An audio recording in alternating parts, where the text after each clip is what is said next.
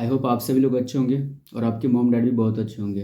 बच्चों, आज के इस वीडियो में जो क्वेश्चन हम लोग सॉल्व करने वाले हैं, ये क्लास 9th का RS अग्रवाल जो मैथ बुक है उसका एक्सरसाइज 1B का। ठीक है, तो एक्सरसाइज 1B का क्वेश्चन नंबर हम लोग ना 3 का सेकेंड नंबर क्वेश्चन इस वीडियो में हम लोग बनाने वाले हैं।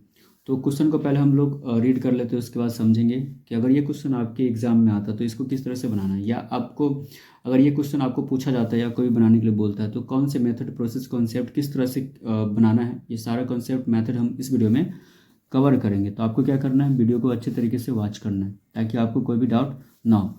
यहाँ पे हम लोग अगर देखते हैं क्वेश्चन नंबर 3 की बात कर लेते हैं, तो क्वेश्चन नंबर 3 में आपको दिख रहा होगा क्या लिखा हुआ है, express each of the following, right. तो यहाँ ध्यान से अगर आप ध्यान देते तो यहाँ पे लिखा होगा कि express each of the flowing decimals in the form P/Q के फॉर्म में। ठीक है, मैंने क्या किया कि इस वाले क्वेश्चन का जो क्वेश्चन नंबर फर्स्ट जो है ना 0.2 रेकरिंग, तो इस क्वेश्चन को अच्छे से एक्सप्लेन करके अच्छे कॉन्सेप्ट के साथ हमने इसी चैनल पे वीडियो को अपलोड करके रखा है। अगर आप लोगों ने उस चैनल को, उस वीडियो को अभी तक वॉच नहीं किया तो जाके आप उसको देख लोगे तो क्या होगा कि आपका ना डाउट और अच्छे तरीके से क्लियर हो जाएगा। अब हम बात कर लेते हैं क्वेश्चन नंबर 3 का सेकेंड नंबर क्वेश्चन जो हम लोग सॉल्व करने वाले हैं। यहाँ पे क्या है, पहला वाला जो क्वेश्चन था जिसमें 0.2 रेकरिंग है, तो इसमें सिर्फ पॉइंट के बाद सिर्फ एक ही डिजिट के ऊपर क्या है, रेकरिंग दिया हुआ।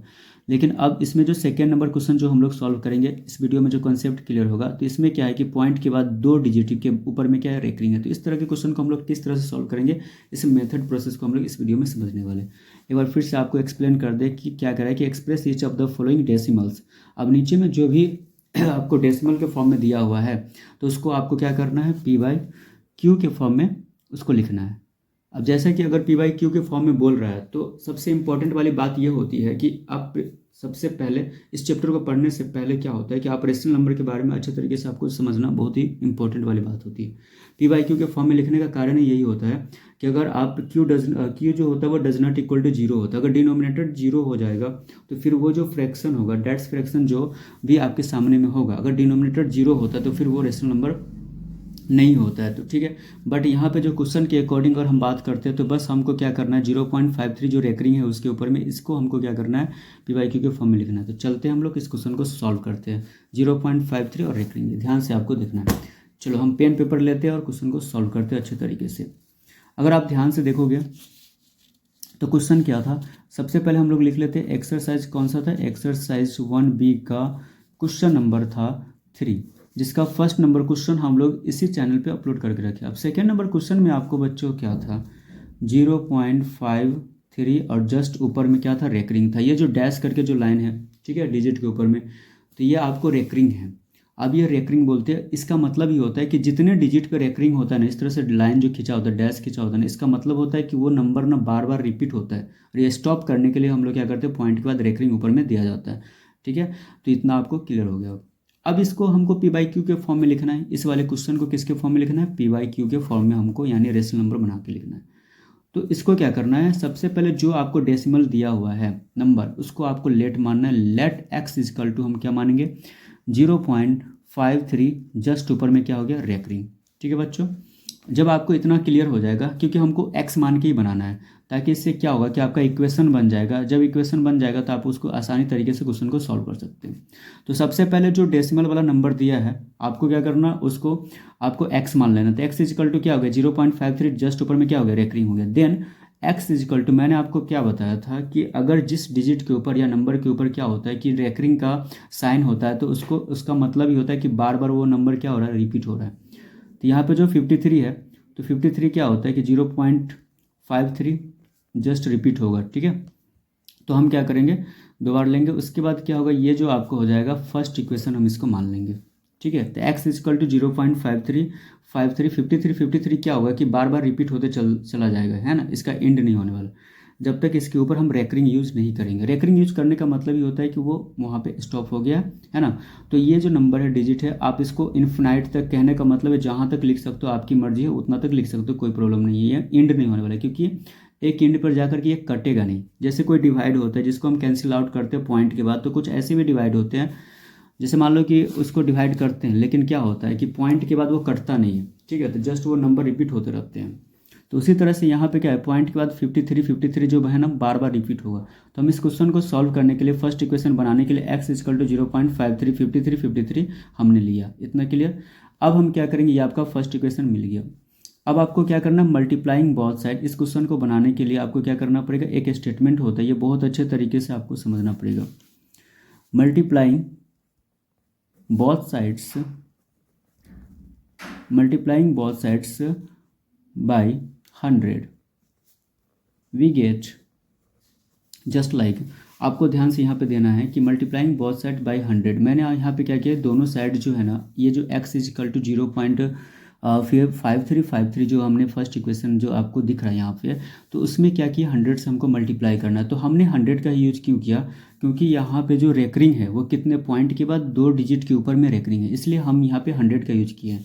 अगर आप ध्यान से देखोगे तो प्रीवियस क्लास में जो वह प्रीवियस वर्ग में आपने पढ़ा होगा कि जैसे मान लो कि 0.24 है, ठीक है, तो पॉइंट रिमूव करने के बाद क्या होता है 1, और पॉइंट के बाद कितने डिजिट है, हाउ मेनी डिजिट्स, यहाँ पे आपको 2 डिजिट है।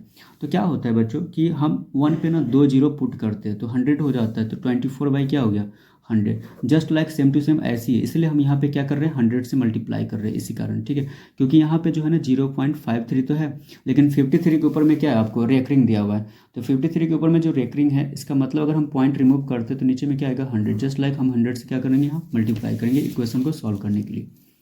तो यहाँ पे क्या है x है फर्स्ट में, तो दोनों साइड हमको क्या करना है 100 से मल्टीप्लाई करना है, तो यहाँ पे तो x ऑलरेडी लिखा हुआ है, तो 100 से क्या करेंगे पहले इधर जस्ट लाइक हम x में x के साथ मल्टीप्लाई करेंगे, उसके बाद इधर क्या है 0.5353 है, इसके साथ हम क्या करेंगे 100 से मल्टीप्लाई करेंगे दोनों साइड, क्योंकि हमने अभी जस्ट स्टेटमेंट लिखा है कि मल्टीप्लाइंग बोथ साइड्स बाय 100 और वी गेट।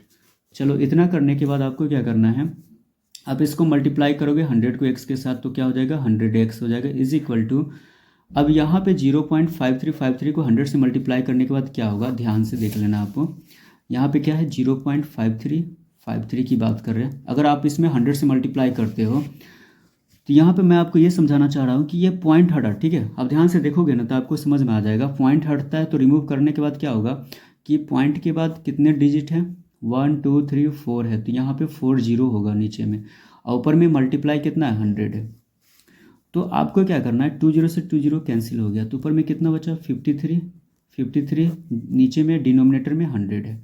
अब इसको फिर से वापस रिपीट हम क्या करेंगे, डेसिमल में इसको हम कन्वर्ट करेंगे, तो क्या हो जाएगा 53 और 0.53, ऐसा क्यों हुआ, क्योंकि 1 पे कितने जीरो हैं 2 जीरो हैं, इसीलिए हमको क्या करना है राइट साइड से 2 डिजिट को क्या करना है काउंट करना है, उसके बाद हमको पॉइंट देना है। अगर आप पॉइंट वाला चैप्टर पढ़े होंगे तो आपको समझ में आ गया होगा। इतना करने के बाद यहाँ पे जो हमारा 100 के साथ जो मल्टीप्लाई 0.5353 के साथ मल्टीप्लाई किया 100, ठीक है, तो उसके बाद ये हो जाएगा 53.53, उसके बाद जस्ट लाइक हमने आपको क्या बोला था कि ये रिपीट हो रहा है तो ये जस्ट आगे की ओर बढ़ते जाएगा, तो एक और, क्योंकि इस इक्वेशन के अकॉर्डिंग इक्वल करने के लिए अगर आप ध्यान से देखोगे तो यहाँ पे क्या है कि x इज इक्वल टू 0.5353 है, ठीक है, और नीचे में भी हमने जब 100 से मल्टीप्लाई किया तो यहाँ पे तो 53.53 आया, लेकिन हम क्या करेंगे इसके इक्वल करने के लिए नीचे में 53 एक और लेंगे, ठीक है, ये जस्ट लाइक हो गया। अब ये हमारा हो गया सेकेंड इक्वेशन, ये जो सेकेंड इक्वेशन है, first equation and second equation, ये 2 इक्वेशन बनने के बाद अब जो नेक्स्ट स्टेप है बच्चों आपको क्या करना है, ध्यान से देखो, सब्ट्रैक्ट करेंगे इक्वेशन फर्स्ट को किस में से, सेकेंड वाले में से, ये जो फर्स्ट वाला जो इक्वेशन आपको मिला है उसको सेकेंड वाले इक्वेशन में से क्या करना है सब्ट्रैक्ट कर देना है। अब हम लिखेंगे सब्ट्रैक्टिंग, ध्यान से आप देखोगे तो समझ में आ जाएगा, subtracting first equation from second equation we get, okay, इतना हो गया, subtracting first equation from second equation we get. तो फर्स्ट वाले इक्वेशन को हमको क्या करना है सेकेंड इक्वेशन में से सब्ट्रैक्ट करना है, तो फर्स्ट इक्वेशन को सेकेंड में से करना है, तो सबसे पहले सेकेंड इक्वेशन में कितना 100x है, तो 100x माइनस सब्ट्रैक्ट करना है तो माइनस ही करेंगे, और ऊपर में फर्स्ट इक्वेशन में इधर क्या है आपको x दिख रहा होगा, तो आपको क्या करना है x माइनस कर देना है, जस्ट लाइक यहाँ पे आपको दिख रहा होगा 53 पॉइंट क्या है 53, यानी 53 पॉइंट के बाद वैसे हम डिजिट को 5353 काउंट करते हैं, तो 53 नहीं पढ़ेंगे उसे 5353 बोलेंगे, ठीक है। अब इसमें से माइनस हमको क्या करना है 0 पॉइंट, ये जो फर्स्ट इक्वेशन में क्या था 0.5353 था, तो ये आपको हो गया 0.53 और 53। अब आप इसको 100x में से एक तो x चला जाएगा माइनस हो जाएगा, तो कितना बचेगा 99x हो जाएगा, ठीक है। अब 53 में से इसको हम माइनस करेंगे 0.5353 को, तो 53 में से 53 इतना गया तो इतना जीरो हो गया डेड साइड में पूरा। अब 53 इधर हो गया और इसमें से जीरो गया तो कितना बचेगा 53 पॉइंट पूरा ऑल साइड जीरो हो गया। एक चीज़ और मैं आपको बता दूँ, यहाँ पर 99 x इजिकल टू पॉइंट के बाद जीरो का वैल्यू क्या होता है, नहीं होता, तो यहाँ पर हम 53 लिखिए, therefore x equal to 53 by क्या हो जाएगा 99। This is the answer of this question. हमको क्या करना था, बस इसी को p बाई क्यू के फॉर्म में लाना था, तो ये p बाई क्यू के फॉर्म में आ गया, जहाँ पे क्या होता है q does not equal to zero, यानी इसका जो q, इसका डिनोमिनेटर को हम q बोलते हैं, जब ये रेशनल नंबर में कन्वर्ट होता है तो हमको p बाई क्यू के फॉर्म में लाना था। तो ऑलरेडी हमने क्या किया 53/99 हमने कर दिया। तो इस क्वेश्चन को अगर ऐसा क्वेश्चन अगर आपको पूछता है तो आपको इसी मेथड और कॉन्सेप्ट का यूज करके आपको क्वेश्चन को सॉल्व करना है।